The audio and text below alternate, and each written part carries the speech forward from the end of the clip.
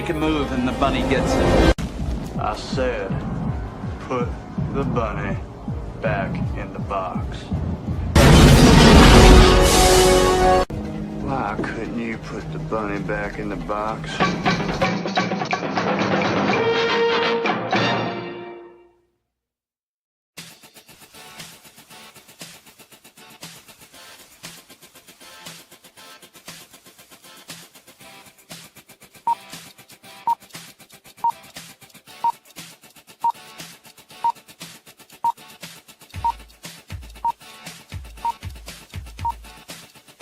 It's showtime.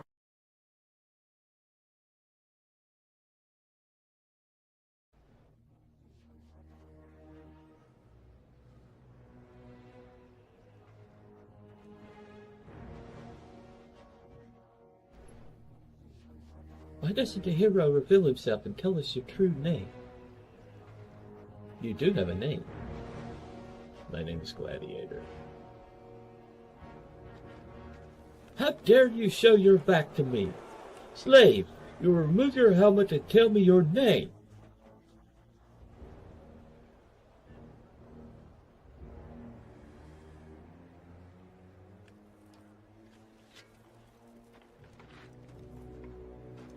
My name is Fun My Comic, and I represent all the campaigns you shadow banned and kicked off your website.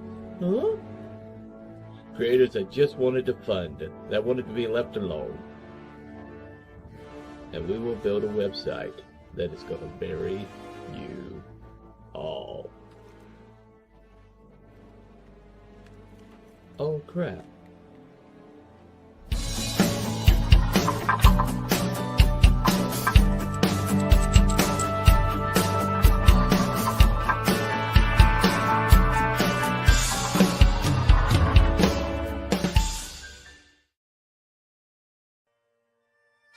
It's a place to celebrate heroes that have passed.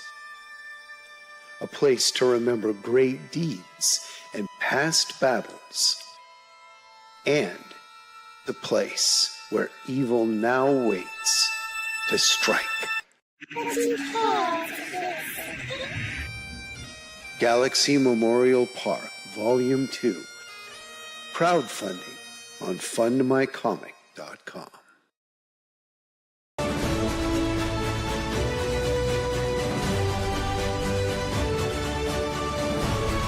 It's not my fault! It's not my fault! It's not my fault! It's not my fault!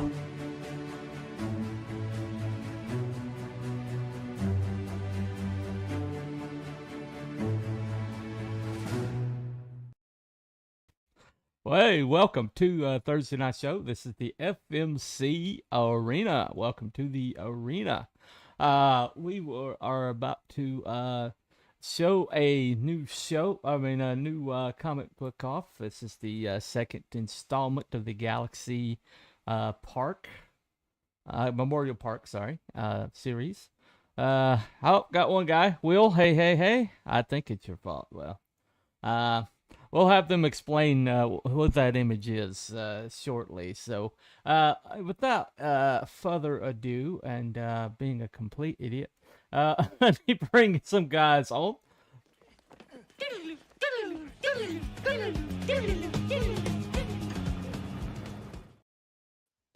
Welcome to the show. All right. Oh, wow. The animation on Elementropy, it's not my fault. It is his fault. It is. Well, usually when people say it's not my fault, it is. It usually very much is. So technically, what he says is it's not all my fault, which basically means it's not my fault. Right. But when I saw him moving, it's like, oh my gosh, I was like, holy real, dude. That was awesome. Yeah, AI's getting there. It's getting there, man. So I basically I would love a copy of that. All right. It's I'll give it to you. Do you want just the animation, or do you want the whole thing?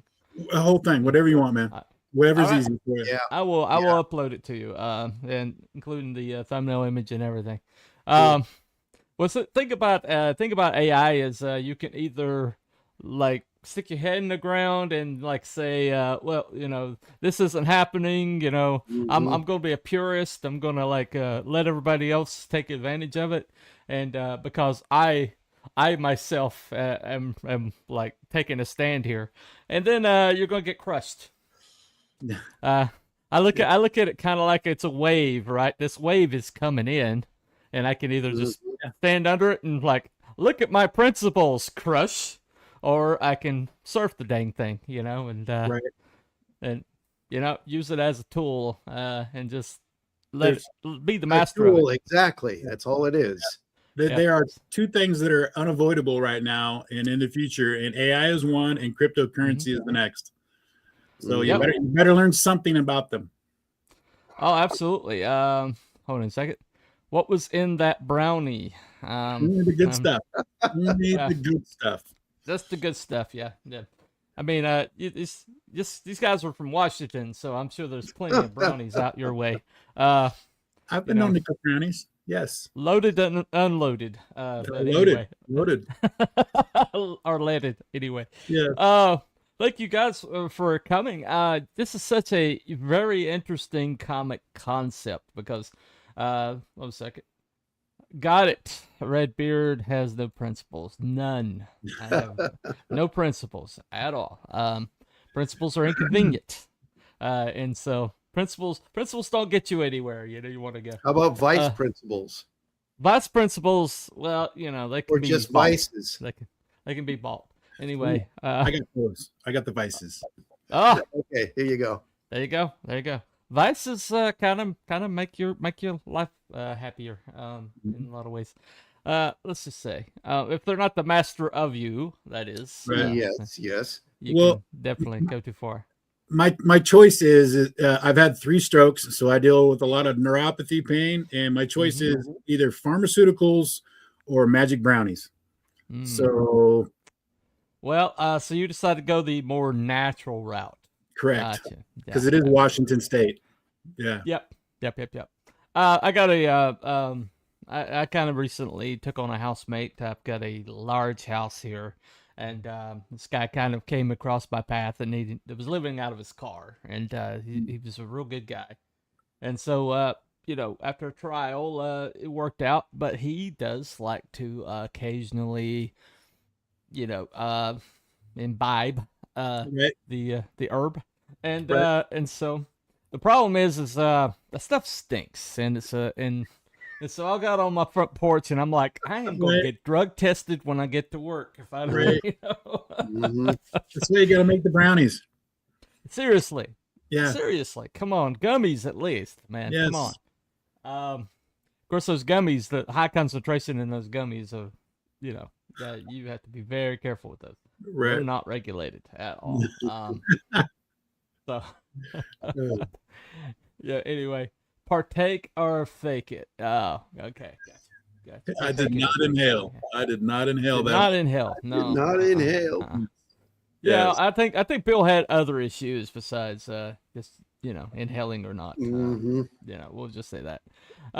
Anyway, so like I said, this comic book concept is very fascinating in that most kind of shy away from that. I mean, they might have like an image or two or a comic or two, like the Death of Superman or something like that. That in kind of like it memorializes superhero characters but most part they kind of like shy away from that.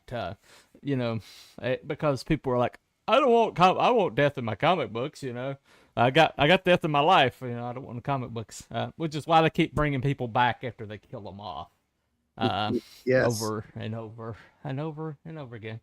They're starting to do that in the comic book movies a lot. So, how many times has Patrick Stewart been killed off as Patrick Xavier? I think it counted 6 times. Too many. Yeah, the dude's like pushing 90. I think just retire him. Just let him go. Anyway, so I was around a load of people who smoked weed back in the day. I didn't smoke it. Yeah, I just drank myself silly. Right. Well, you are Scottish. And as they say, I'm a Scot. Oh, you're a Scot too? Oh, Yeah. okay. Yeah. Okay. See the scheme. The scheme blade is the short blade that the Scotsman keeps on his calf. Okay. Well, you'll appreciate this. If it's no Scottish, it's crap! I play that for Cruel, so there you go. That's it. Anyway, but I also have a guy from Arizona, and I play him this. Yes. Yes. Well, Sam was not afraid to talk about death and things like that, memorializing. Anyway, the whole entire skit where he's talking about the guy who thinks he's safe, and then he read this article where people were sneaking into a funeral home and taking advantage of the cadavers. So he did a whole entire thing on that, and I was kind of like, "Where are you going, Sam?" And then Sam Kinison went wherever Sam wanted to go. But anyway, shared. Okay, appreciate it. Thank you. Yes, thank you. So you got the first. I mean, when I think I did a show with you guys, or at least JD. Yep. About the first one, and so this is supposed to be like a 6-part series, and it seems like I was like, where in the world could you go with this? And I'm looking at the images from the second campaign, and I'm like, they're gonna go full retard on this thing. Obviously, which I'm all for. I'm gonna say, if you're gonna go, you better go all the way, man.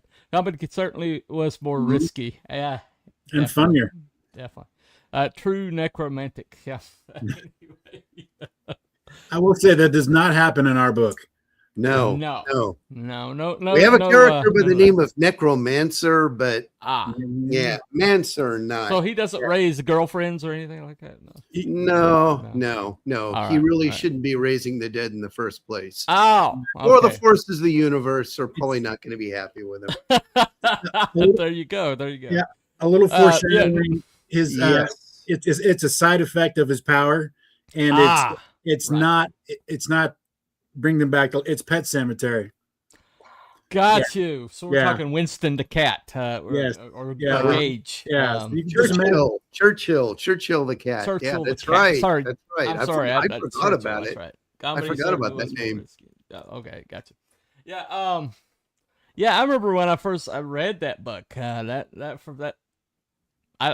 was one of my first forays into Stephen King, and it did give me a few nightmares. I read it junior high. Yeah. The movie was worse for some reason. I don't know what was worse. Fred Gwynn getting knifed by a toddler. I guess. Yes. Nothing to do with that. And the Achilles tendon scene. Yes. Yes. Yes. How many people limped out of the theater just like after that scene? It's kind of like somehow phantom pains in your There's something about a horror movie that you can see a lot of gore, but there's always that one tiny little thing. Like John Carpenter's The Thing, you see all these people's heads, exploding and then biting other people's heads off. But there's the blood test thing where they cut the thumbs, and it's like, for some reason that gets me. Pesky ancient burial grounds. Yes, that's pesky ancient burial grounds. Do not bury your pets there or your toddlers. That's bad things. Bad things happen. Anyway, also don't cheese off the weird girl in your high school who has a strangely religious mother. That doesn't work out well either. And telekinesis. There you go. So we're talking about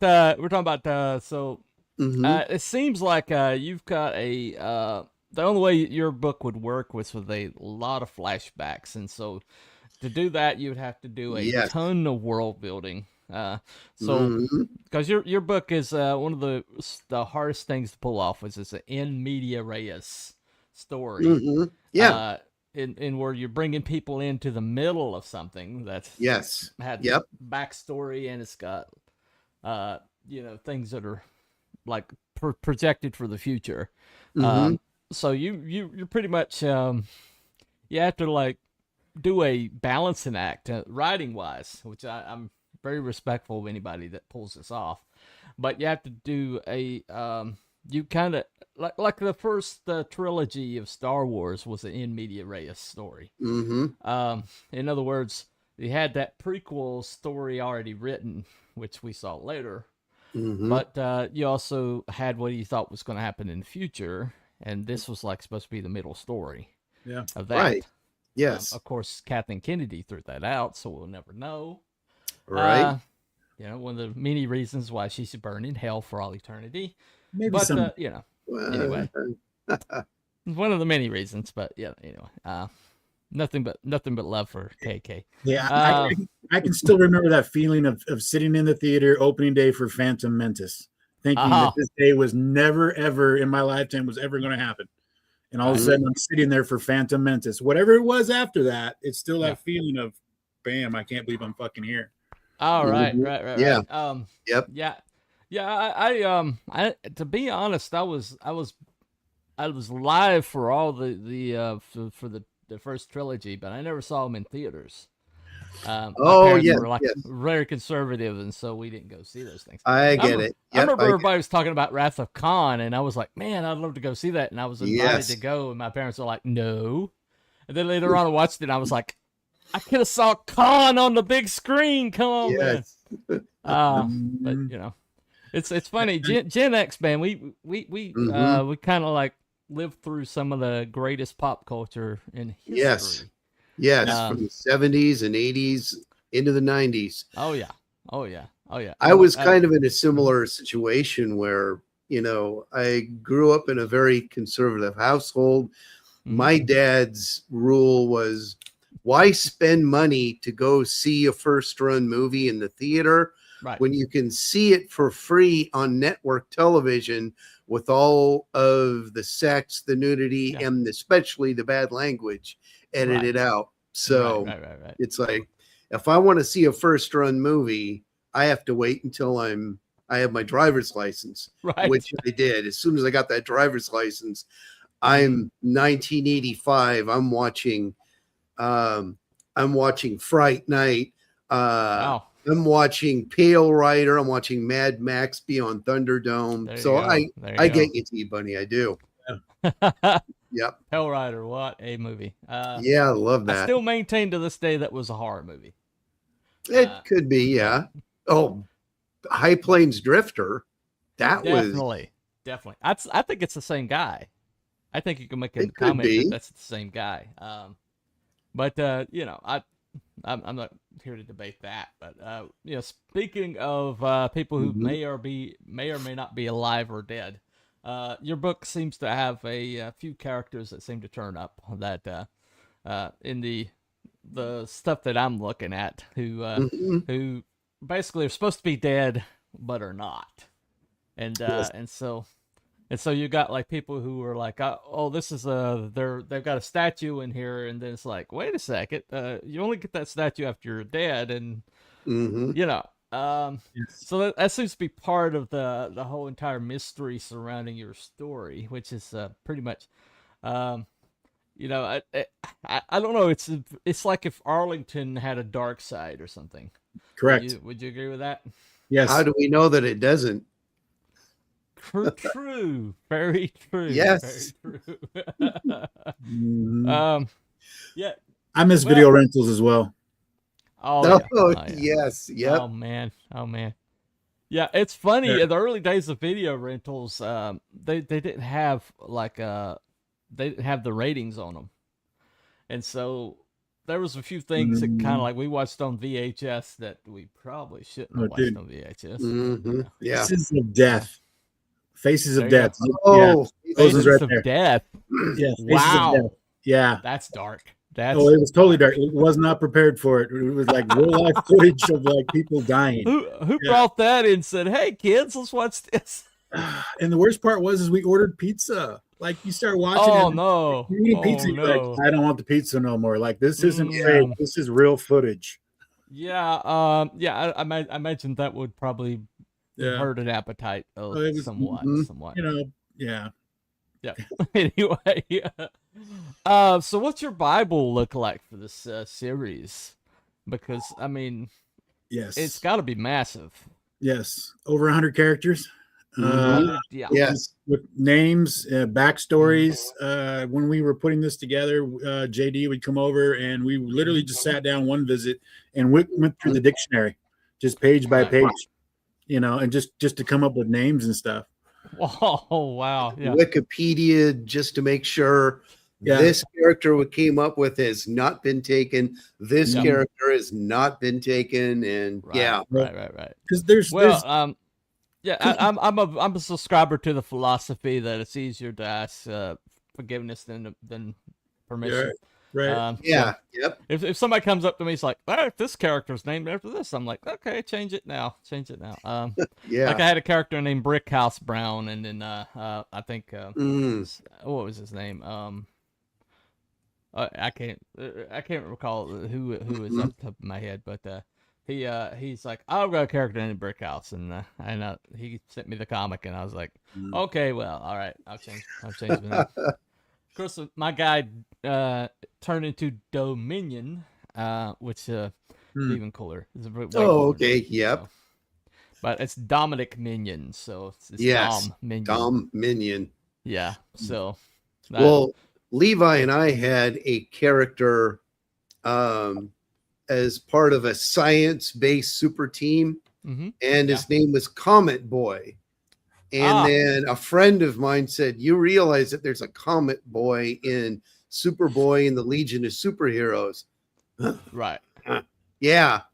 In fact, yep, Comet Boy. There you go. So we spent a bunch of, okay, what can we call him? What can we, and then Bolide Kid is what we came up with. And that's actually cooler than Comet Boy. Right.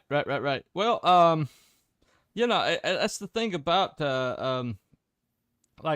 you know, changing things on the fly. Hold on a second. Let me find this. So this is Dominion. Okay. So he's kind of like a Sandman, but it's mineral based. He can like create rock. Yeah. Like anything mineral based. Like he can create like spikes out of diamond out of his body. So very scary guy. And so who are your scary guys that you have? You can't. You gotta have good villains before you can really have. Well, one of our good guys is so every universe, comic book universe, has kind of like a trilogy, right? Like a three main ones, and to kind of mirror DC, just a little bit of Marvel, but to kind of mirror DC, we've got our three main characters. We have our quote unquote Superman, Captain America type character.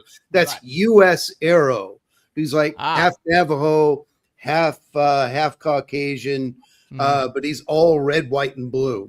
So you got like a Captain America Hawkeye combo. Yes, he's the Arrow. He's neat.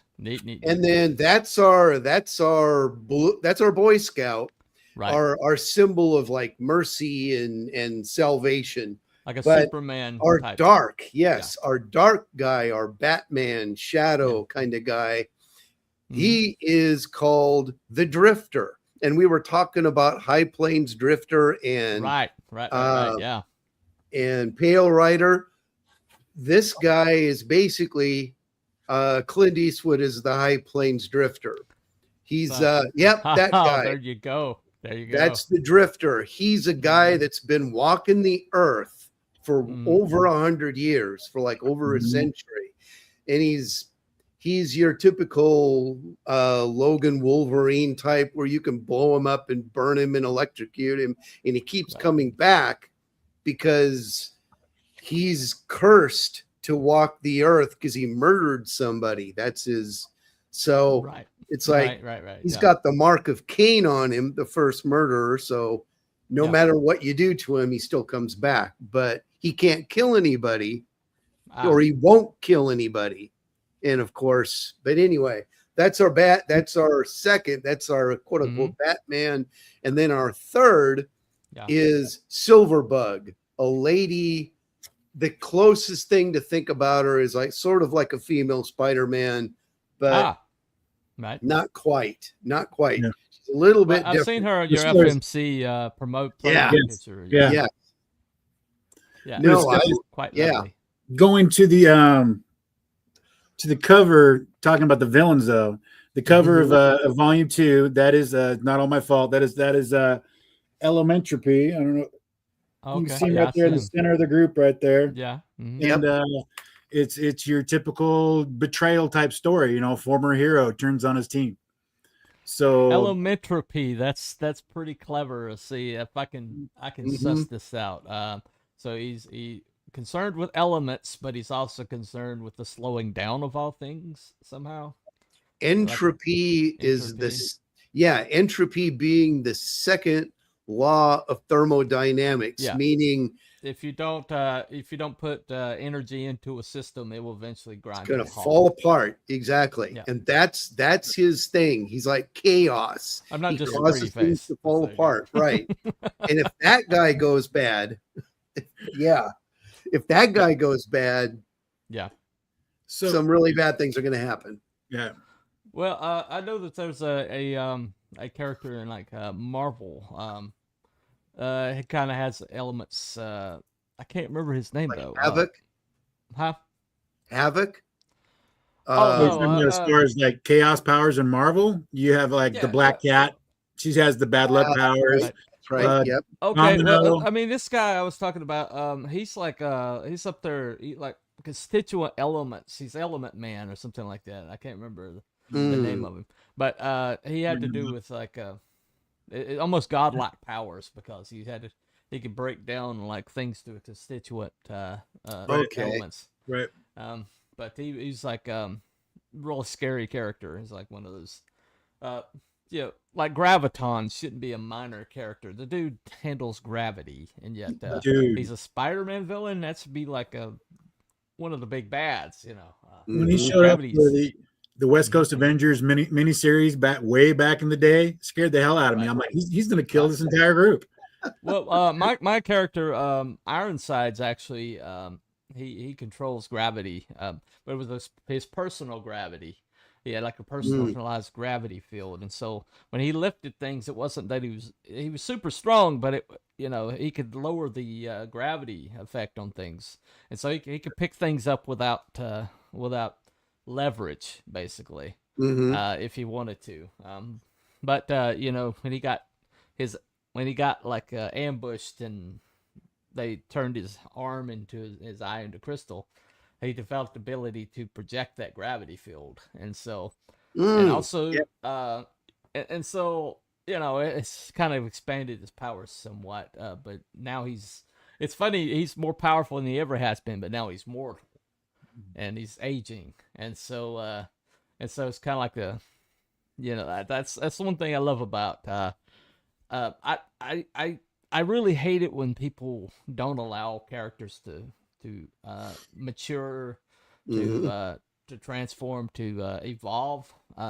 You seem to have a few gray beards in your collection of characters. I do. Yes. The fact you have his sense of history, sense of like a legacy and passing things on. Which I think used to be in comics quite a bit, and they've kind of completely totally foobarred that. They're all about the continuous and now. That's all. Right. Basically because they're a bunch of baristas who got handed the keys to the kingdom, and so all they think about is we do have legacy characters. We have characters that have retired. Like when you first get introduced to Silverbug, she's a 30-something retired soccer mom with kids. Yeah, very funny. RR. All right, there you go.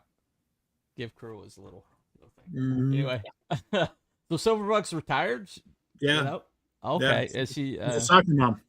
She's like the CEO of she's like a CEO of her own company, but she's still soccer mom and all of that though. Yes. Right. She's not girl boss. I'll use that dreaded word. Right. No. She's HR technically, right? Because she's got to fire that guy on the phone. So oh, okay. Oh yeah, that's coming up. She's still the CEO, but she's kind of like, I gotta make this. I'm actually very proud of. I'm so proud of that chapter. This is volume 3. So we were talking about like it's a 4-volume thing with about 3 chapters apiece. And that chapter, which is chapter 7, I think, chapter 7, that's like the central idea of Galaxy or the vibe, because we see this character, which is Silverbug in her prime, doing stuff, drawn by a guy, Dio Adelinus. And the artwork that he does is just phenomenal. And then when it's in her heyday, Dio is drawing it. And then when it's time to get back to the real world, Levi is drawing it. So it's like, that's the vibe you get throughout this entire series is when they're in the heyday, we have somebody like volume 2, we have Marcelo Salazza doing something that happens with a bad guy and Drifter and US Arrow. We see just a little bit of that before we go back to this is the way things are now. So yes, it sounds awesome. Like you it sounds like you have like a silver age era, and then you're like like present day is like a bronze age or something like that. And so you kind of have like the innocence and the lightheartedness of a silver age, but then like reality or more reality based at the bronze age. Hopefully you stop there and you don't go into the image, deconstruction bullshit. But anyway. Well, actually, we try to make it, and Levi, correct me. It's like we do try to have like each decade has. We try to reflect, the Bronze Age of the 70s. I don't know what the age of the 80s, but the 90s. The crap age. Yeah, the 90s, you have your... No, I'm sorry, I was later. No, that's okay. Like the 90s. So. It's always like, the 90s, you have your extreme heroes and stuff like that. Right. But of these 100 characters that Levi and I came up with, they're all reflective of this. And we actually have a bunch of modern, politically motivated, team heroes, a squad, so to speak. The Truth Squad. The Truth Squad. Yes. Tell us the truth. Yes. Well, I mean, it's like this lady here. She's goes by Switch. And she's like the purple haired, she's the progressive or whatever. Yeah. But she has no clue as to, she does it because it's reflexive. It's not because it's even touches who she is. It's because she thinks that's what she's expected to be. And so, and the odd thing about her is when she's not paying attention is when she does something heroic. When she's acting reflexively, she does the heroic things. But when she thinks about it, she does like the vapid, selfish thing. Yes, yes. So that's one thing I love. That's one thing I think that people miss is giving characters flaws. Means that when they do good things, it makes it even shine even brighter, and it just makes a more vital character. And so, if people think that good means that they don't have flaws, or they don't have like shortcomings, or they don't have like. Go ahead. This is right on the point of our newsletter came out this week. Jay does a short story in every newsletter. Newsletter only comes out once a month. This month's short story was about a character we have called Ape. In this short story, it is an 8-year-old writing a letter to Ape and explaining about how Ape is actually scary to him. So, and it's one of those things where it's like, sometimes heroes have to be scary in order to scare the hell out of the villains. Right. Yes. Clever. Yeah, I mean that's the thing is that is your hero, you have to walk a line between that. They have to be intimidating enough. It's like Superman. One of my favorite cartoons of all time was Superman versus the Elite, I think it was called. Yes. Yes. Yeah. Where they think they finally push Superman too far, and Superman starts acting like them, he starts like just murking things left and right, and just killing the hell out of everything. And so they're like, and so they start going like, wait, you can't do this, and he's like, what who's going to stop me if I choose to do this? So the fact he used his telescopic vision to do brain surgery on that guy with his heat vision. You're just kind of like, what the like, right, wow. exactly. But then he's like, because I'm not you, I made it look like I was you so I could take you out before you hurt people. Right. And it's because I will never be you. I will never be like you. And the idea just occurred to me, if Superman ever for 1 second wasn't Superman, he would be the villain. Yeah. Because he's just too powerful to be anything else. Ours is, and he's buried in the park. Yes. Oh, gotcha. So we have a section of the park called the Redeemables, and that is where our Superman is buried. He did not have a good ending. Oh, wow. No. Gotcha. Oh, man. No, he was a Superman in the sense of, Friedrich Nietzsche and Beyond Good and Evil and all that philosophy stuff. Right. Yeah. His whole thing is, if I don't have to worry about God and morals and anything higher than me, then I can do this Nietzschean will to power. And of course, he does all of that. Nazi Germany, that's his era, is during that time, the 30s into the 40s. Right. Nazi Germany, Hitler goes, hey, this is the perfect guy for our what do you call it, for our philosophy here. Bring him over. And he actually almost loses. He almost takes over everything but in our world, find out about it. Yeah, Hitler did have powers. He had the powers of like suggestion. Basically, he could talk you into things. Gotcha.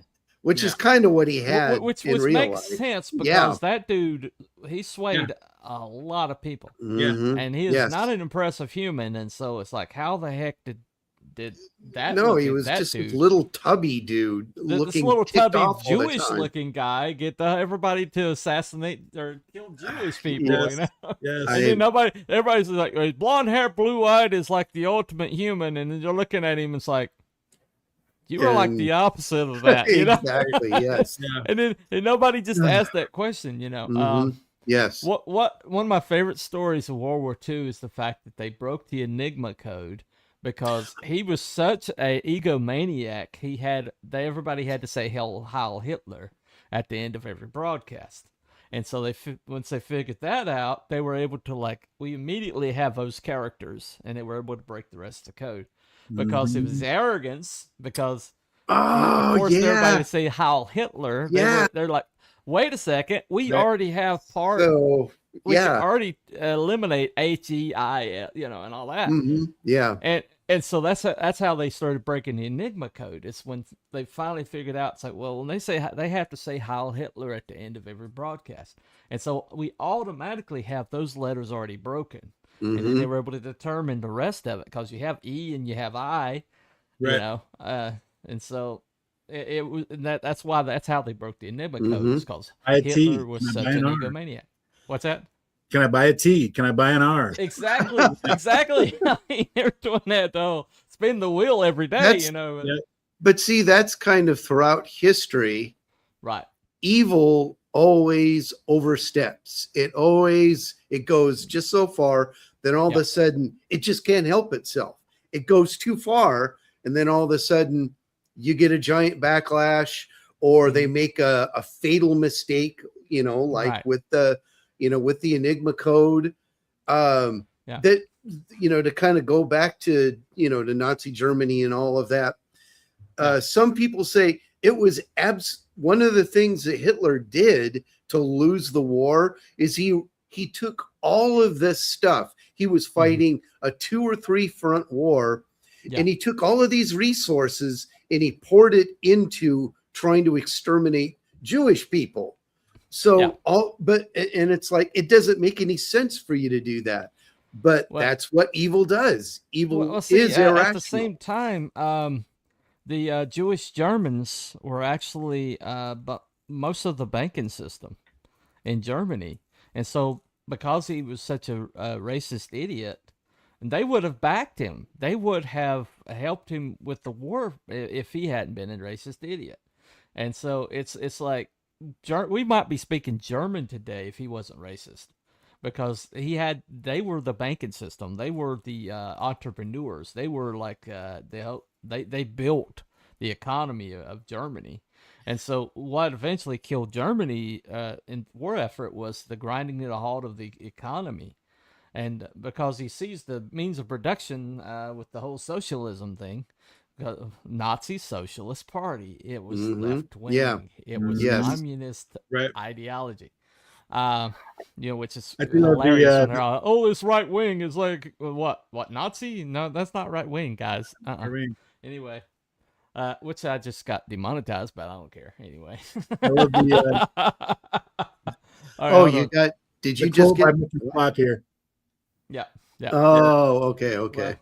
But yeah, so the thing about it is though is one thing that is we should be very thankful for with evil is evil is self-defeating ultimately. Yes. The tendencies of evil is to self-destruction. And so that's the one advantage that good has over evil. Yes, evil will rule for a season, but eventually evil will deteriorate to the point where it can be defeated. Yes. Always. That's the case. Year in and year out. And that's the reason why evil does rule for a few generations, but eventually evil breaks. And then you'll have this moment of golden age, and then eventually, because of good times, it creates weak men, and the weak men create hard times, and then hard times create strong men. Yeah, which is just the cycle, right? Pendulum theory. Yes, exactly. Yeah. And that's one thing that comics can really it's a morality tale. Ultimately, comics at their best are morality tales. There are hero fiction, It's like when all these deconstructionists just put out their version of the Odyssey, and then they wonder why it's not going to work, why it's not going to resonate. It's because Odyssey is a great morality tale, and so they decide, we're going to put Odyssey out without any of the morals that made it the Odyssey, and then those things. As soon as Spider-Man hits theaters this weekend, Odyssey's going to fall off a cliff. Oh yeah, for sure. Yep. Why? Because they're going to see this Tom Holland, for all his flaws, he is a great Peter Parker. Right. And they just gave him the one thing he was lacking, and that was the with great power comes great responsibility. Exactly. He didn't have that the first 3 movies, and now he does. And so I'm going to be very interested to see how he operates with that. I've seen this thing online, and I've wanted to comment on it. The redheaded girl that's playing some mysterious part, right? Yeah. Everybody says it's this or that. I'm calling it. She's the Beyonder. Oh, you think so? I think so. Well, I think it's been pretty much confirmed she's Jean Grey. Bummer. Yeah, it's been pretty much confirmed. Flame. What? Like, so she's the 3rd version of Jean Grey now? Yeah, I guess. I'll be honest, Tom Holland never thought much of it. Yeah. What the thing that Spider-Man needed, they with the hell Aunt May thing, and by the way, they never mentioned Uncle Ben the whole entire time. And I'm like, how can you have Peter Parker without Uncle Ben? I mean, how do you do that? And so that was the thing that was missing for those 3 movies, and then they killing off Aunt May, and then him meeting those other Peter Parkers who did have an Uncle Ben, and they kind of influenced him in that direction. With great power comes great responsibility. Mhm. I think they've probably fixed that, and so it's going to be interesting to see how it works in this movie.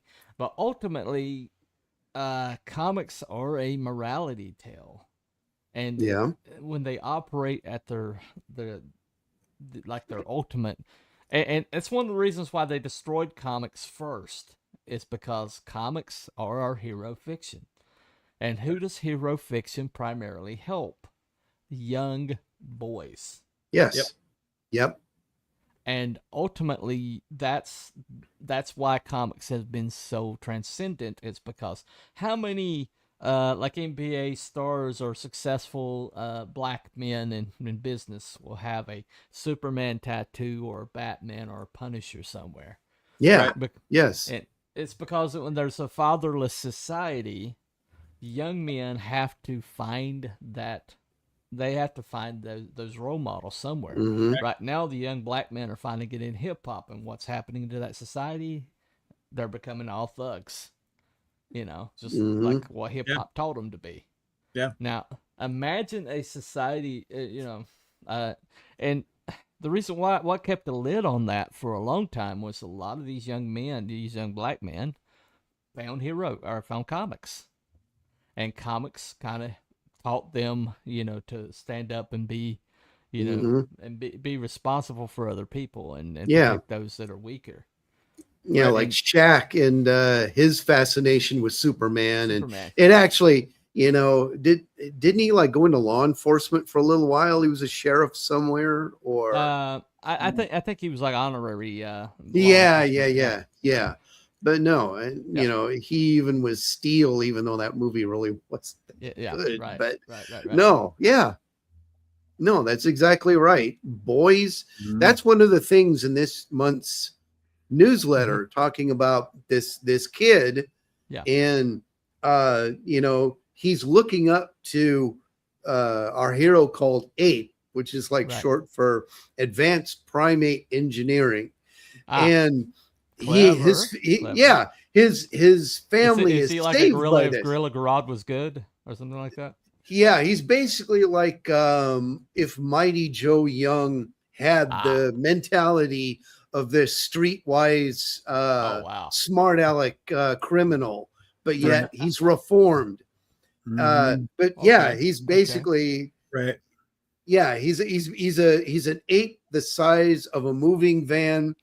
And just like kind of like if Jack Kirby drew him, he's always got the Kirby monster shorts on. He's always got to wear the shorts. But right. Anyway, yeah, it's like boys do need just like that. Just like that. Yeah. Wow. Neat.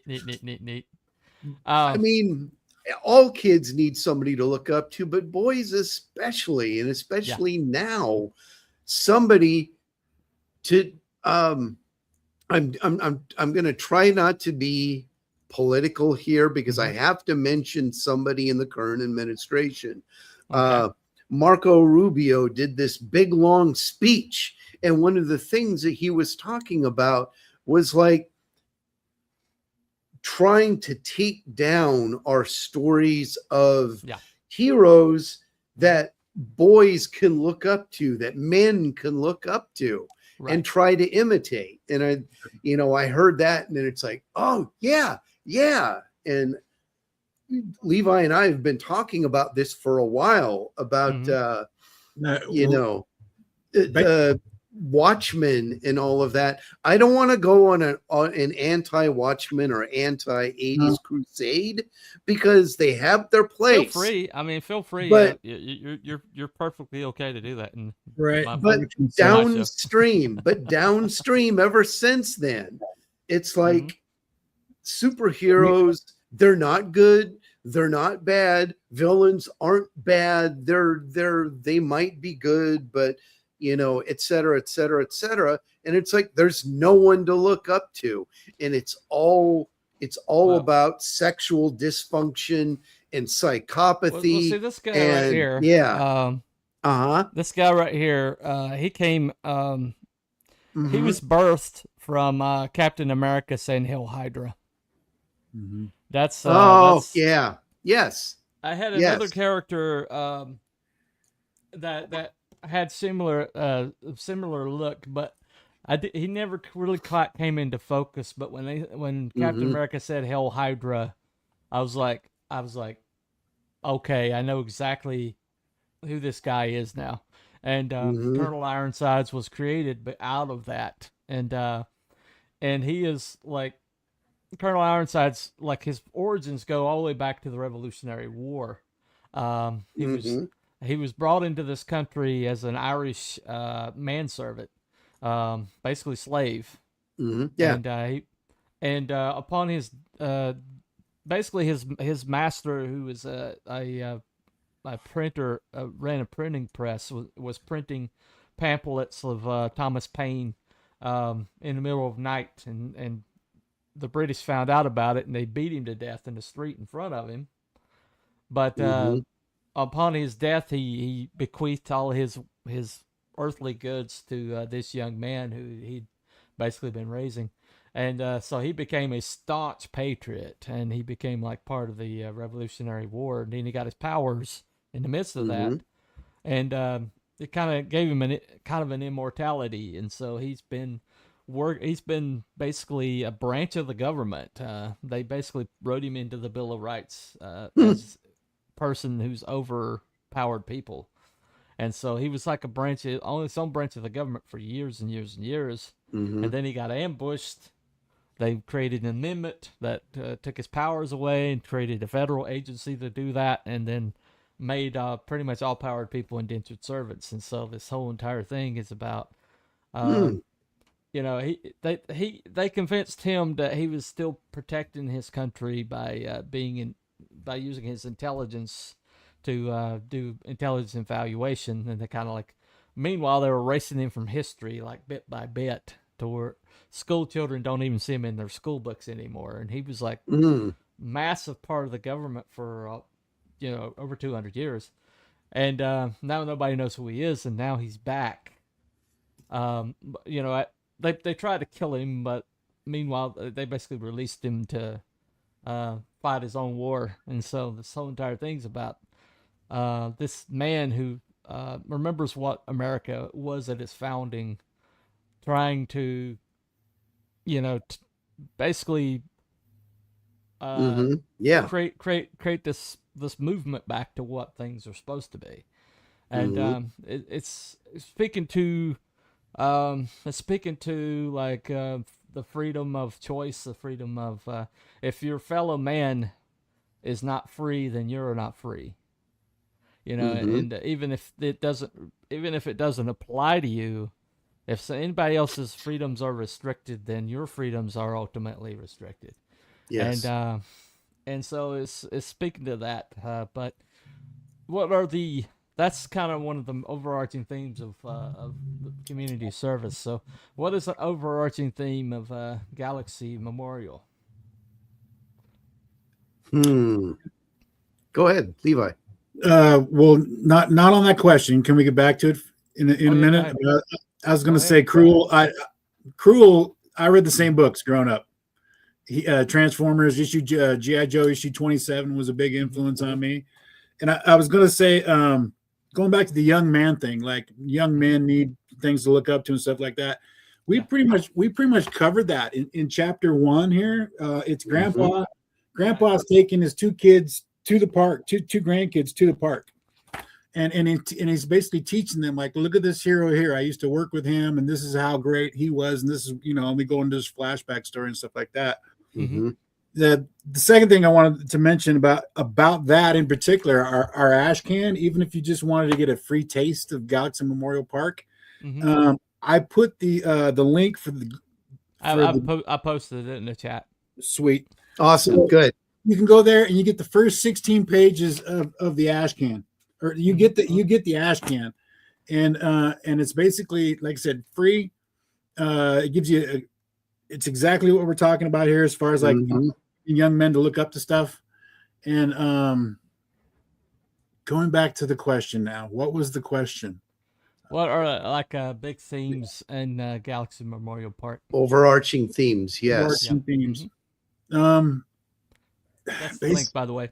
So basically, kind of just that in general, where we are reconstructing the superhero. We don't want to.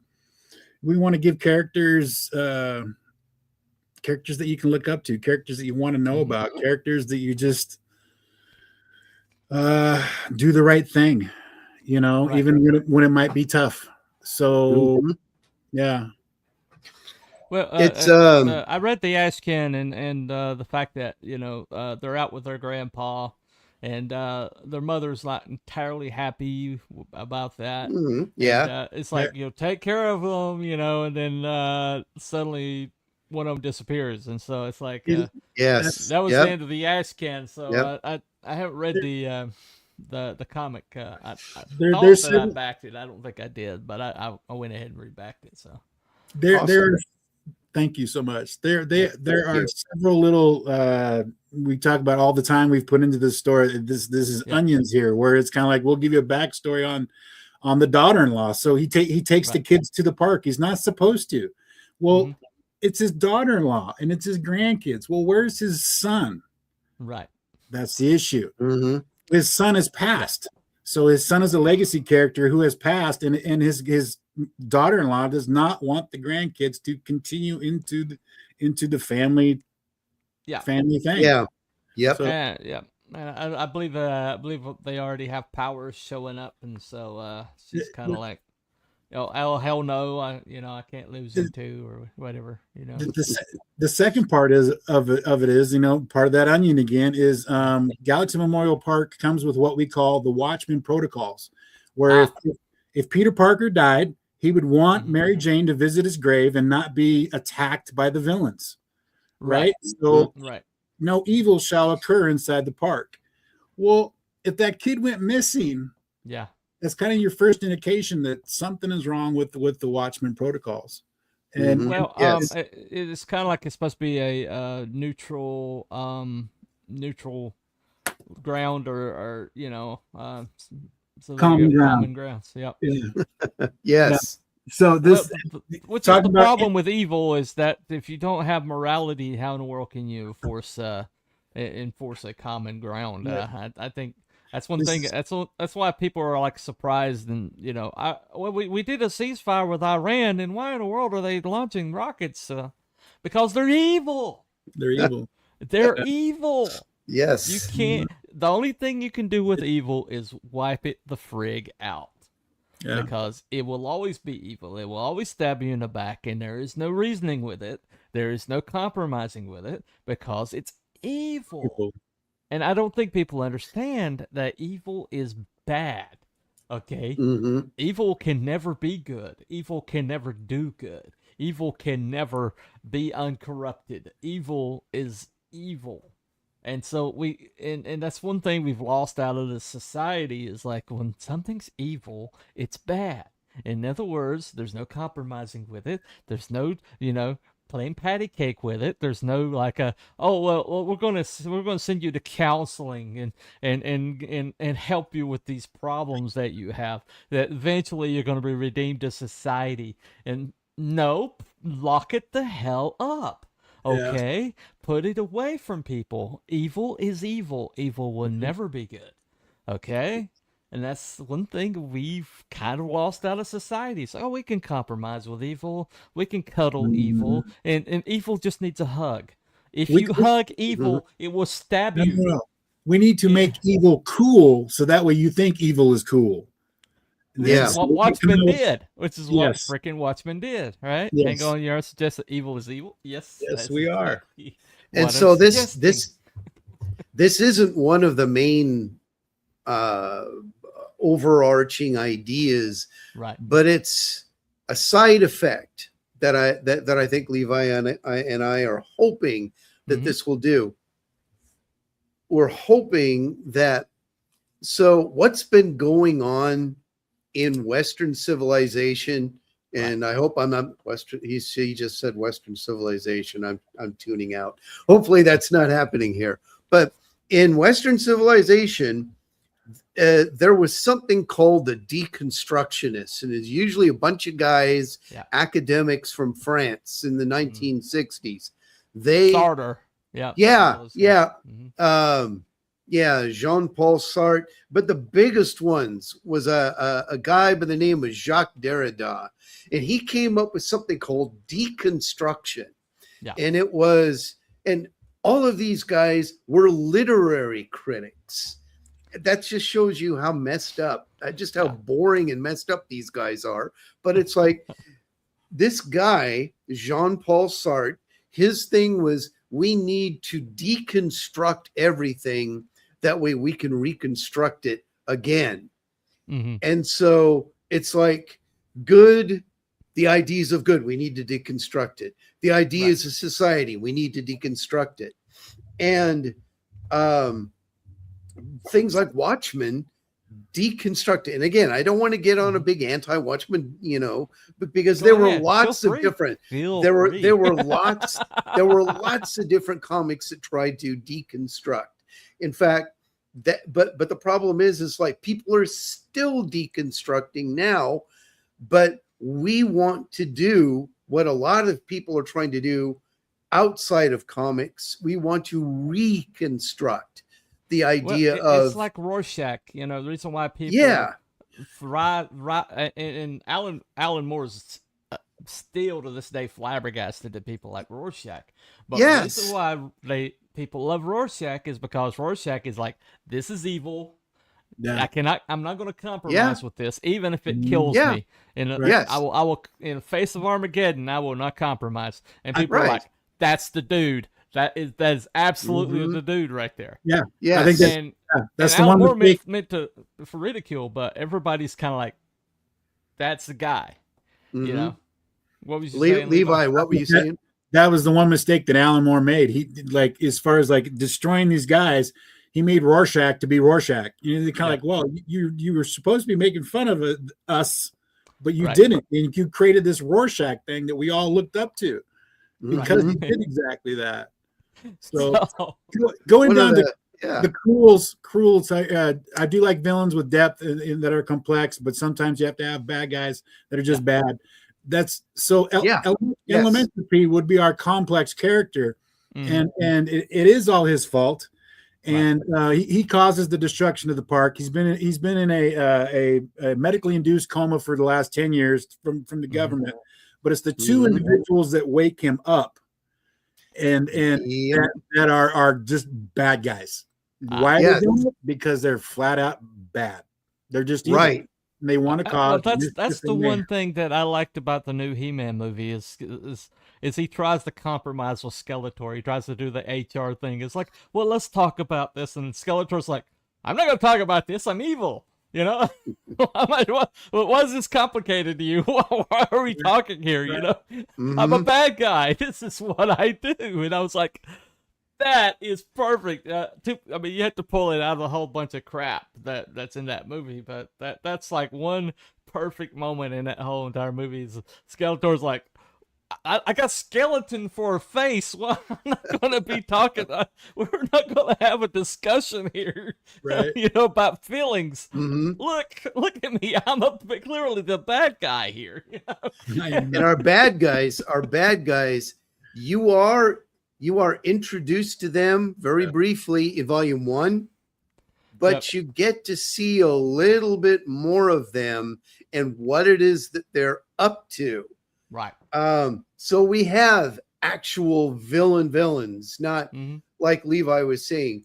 It's not just, it's complicated. Right. He didn't mean to, or it was his fault. We gave him 3 chances. We literally gave him 3 chances in this story, and he failed at every single turn. And so it was one of those things when I was drawing out this scene, it was kind of like it needs to, like, there was here he had a choice, here he had a choice, here he had a choice, and you're kind of like, it is his fault. It is all his fault. Yeah. There you go. Yes, so it's not that complex to me. And it's almost like the whole entire idea of victimhood is like, well, if you create victims, then you're no longer the victim. Yeah. I mean, this can't be even more clearer. But the society is like, I don't care if you were a victim of something else at one point. Once you create a victim, then you're the perpetrator. It doesn't matter if you were victimized by somebody else. When you took that and chose to do evil, and to use that as an excuse, you became evil. You know, And that's something that everybody has to kind of. I mean, in the world of comics, it can be more black and white. But yeah, yep. Look, I tripped over a banana peel. Yeah, I can be bad now. I can do evil to people now. Right. So. Right. But everybody in real life, everybody has to reckon with the fact everybody at some point, I believe, has been a victim. Everybody's been victimized, but everybody has that little thing that they did to somebody else that they wish they hadn't have done. Right. Everybody has those two things. So if you try to go, oh, I'm just a victim, I'm innocent, I never did anything. No, you're wrong. And I don't know. Everybody has to realize that they've got something to answer for. Everybody does. But in the world of comics, where things are a little bit more symbolic, we can take a look at that. We can take a look at pure evil and pure good. And especially nowadays, good guys, it's best if they're not pure, that they've got habits, that they got a rage problem that they have to, but yet they overcome it. And people need to see a hero being a hero despite being afraid or angry or tempted to go with some habit that they've got or whatever. That is the looking up. That's what heroic adventure and superheroic adventure is all about, I think. Well, I think one thing that gets lost in storytelling these days is that the thing that separates the hero from the villain, or the villain from the hero, is what they do in the next moment. Yes. My favorite trope that just doesn't get used enough, like it used to, is when the villain, unrepentant villain, the whole entire time, sees something that he can't abide and actually does a good thing. And it doesn't make him, it doesn't redeem him. I mean, it redeems him in the moment, but he might still be a bad guy, but he's like, okay, even I have some standards and this is beyond me, you know. There's a classic scene in Captain America Batman where Joker and the Red Skull finally meet each other. And Joker's like, wait a minute, I might be a psycho, but I'm an American psycho. That's right. That's right. I forgot about that. Well, I mean, it's there's like a scene. I might be the only one that's seen this movie, but it was National Treasure 2, where the guy the whole entire time he's like it's played by Ed Harris, and Ed Harris can make anybody compelling. But this guy was like, he was trying to like fund a second civil war because he thought the Confederacy was shortchanged, blah blah blah. Okay, so the whole entire time he's doing bad stuff, but then it gets to the end, and he realizes that the only way that basically his mission's doomed to fail, but if he can like save these people, then maybe some good can come of it, and so he sacrifices himself to send them, to save them, and the way it's set up, it's Ed Harris, so Ed Harris can make anybody compelling. But something similar happened in the what was it called? It was set on Alcatraz. It was Sean Connery, The Rock. The Rock. Ed Harris has a similar character in that. Yeah. Right, where he winds up like this. The whole entire thing was just built on threat. I never was going to do any bad, do this bad thing, and I just wanted these people to, the widows to find out that they were heroes, and I wanted my men to get the recognition they deserved. But I mean, he did these horrible things up to that point, but then when it came down to it, he sacrificed himself, to keep this horrible thing from happening. Of course, he got hoisted on his own petard, but at the end of the day, he was he's a bad guy, but then he did a good thing and ultimately saved the people that wound up saving the day. But he lost his life in the, doing it. But at the same time, it was somebody who was an honorable man trying to do what he, to fight a dishonorable thing, which was the burying of heroic actions by people underneath, but the classification, if something's classified, then you can never find out that these people did did heroic things. And he was trying to break that, with his threat. And so at the end of the day, yes, he broke laws, he broke rules, but at the end of the day, when you look back, except for the SEAL team that got murked, he broke his. I mean, he did that. He had this moment of devastation because he was trying to get those guys to stand down and surrender, and they wouldn't do it. And then, what happened. But at the end and you could tell at the end of that encounter, he's like, I didn't want this. He said it. He said, I didn't want this. This is not what I wanted. And but that's the thing, that morality is so important to storytelling that it's intrinsic. It's like the building block of storytelling. If you don't believe that there's a good and a bad, then you can't tell a story that's compelling. Because if everybody, I've read books where everybody was the bad guy. Everybody was a bad guy. The good guys are just so flawed that they might as well be bad guys. And it's like, it's not compelling. At the end of the day, it just leaves a bad taste in your mouth. And you're like, the guy that's supposed to be a good guy did all these horrible things, and he's walking away scot-free, and he's supposed to be the hero. And I want him to go to jail for some of this crap that he did. Yes. It's vitally important that morality be in your work somewhere. And you have good guys, you have bad guys, and you have right and wrong. And so I do see that a lot in you're talking a lot about legacy. You're talking about a lot about the nature of heroism, and a lot about honoring past heroes in a way, and continuing that on to the future. Yeah, remembering your heroes. Yeah, hashtag remember your heroes. That's something we keep posting all the time. Right. I saw National Treasure 2, the one at Mount Rushmore, if I recall. Yep. Yeah, they did some Mount Rushmore stuff. The Rock, totally a James Bond film. Yeah. Oh yeah, it's definitely a James Bond film. It's definitely James Bond. Definitely. I can't believe I'm brain farting on this. Who's the actor from National Treasure? The big actor. Nicolas Cage. Thank you so much. I can't believe I brain farted on Nick Cage. Oh, that's okay. It's not one of his more memorable works. Right? No, but dude, so you know how there's that list of the 5. If you're married, that this is the 5 people that I can cheat on my spouse with, right?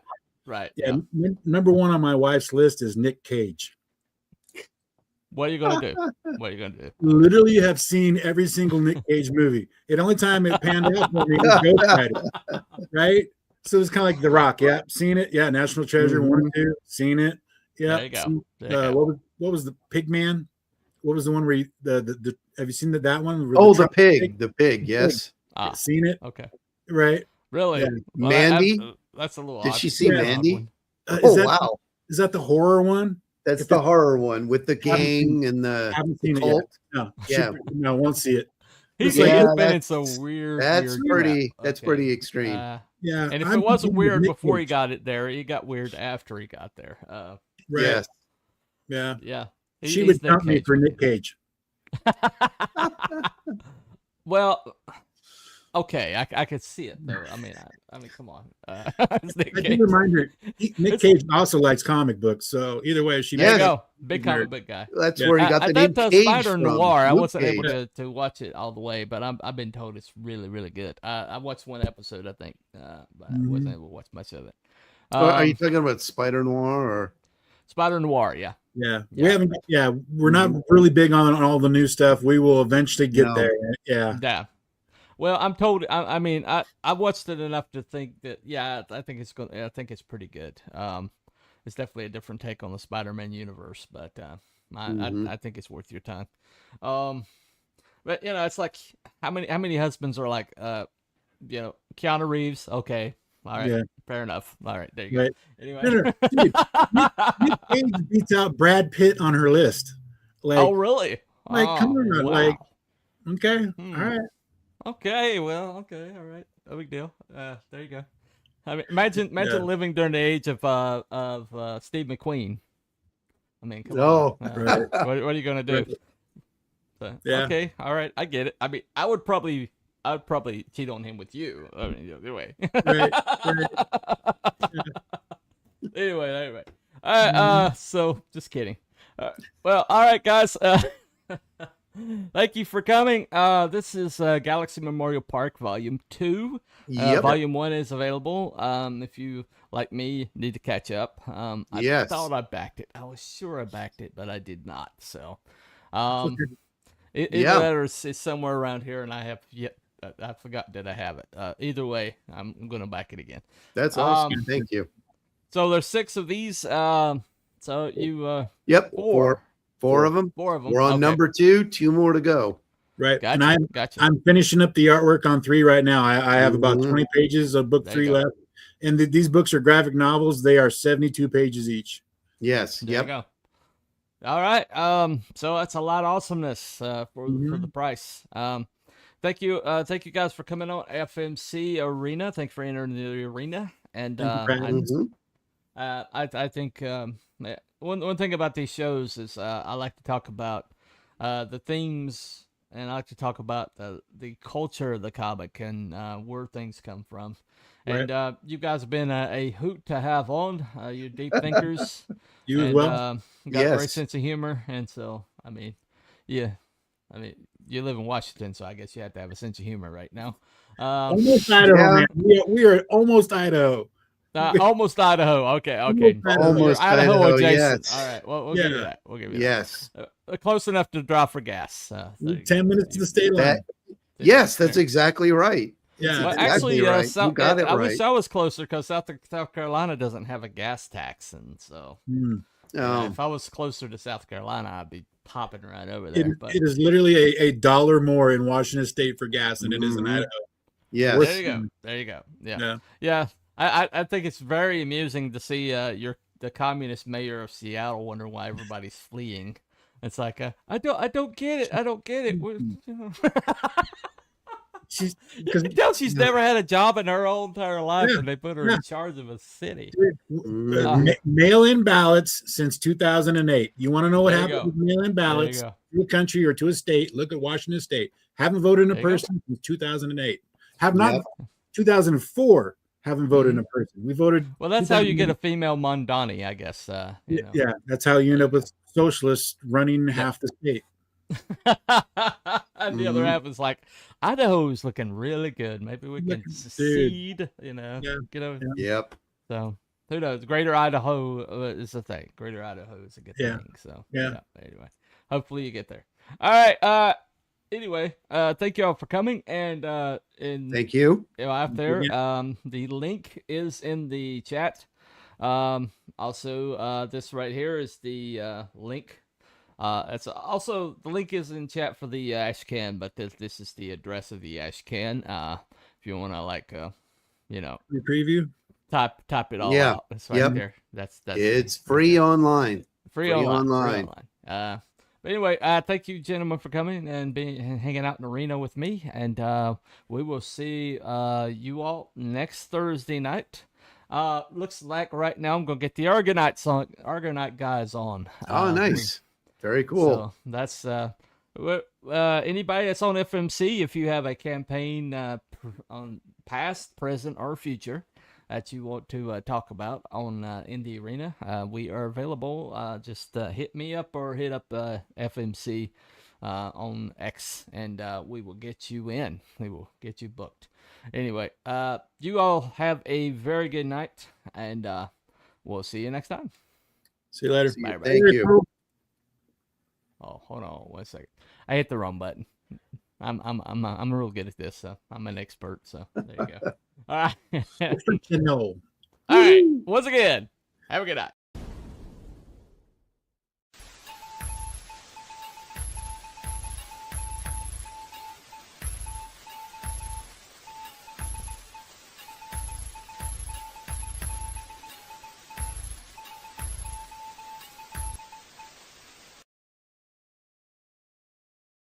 Thank you.